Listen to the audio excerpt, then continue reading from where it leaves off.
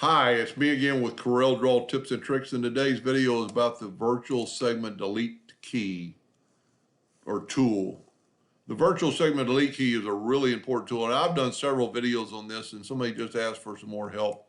So I thought I'd go through some of the things that it can do, and really there's nothing it cannot do.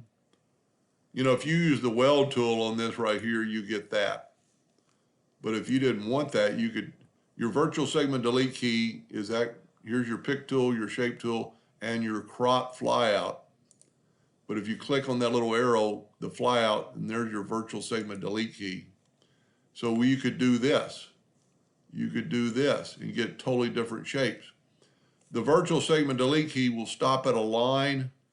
Okay, this is a rectangle, and if we go to object and convert it to a curve, take the pick tool, double click on those lines, or just grab both those and right click and break apart.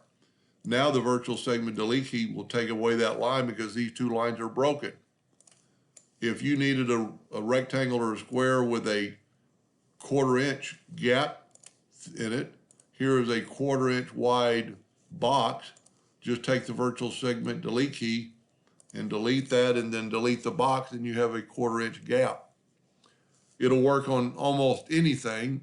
Here I've got a line, so a line will stop it. Here, let's bring in some indexing lines to this box in both directions. The indexing lines will stop the virtual segment delete key also. We can do that, and you have two different shapes. Doesn't matter how thick the line is. It doesn't have to be two hairlines.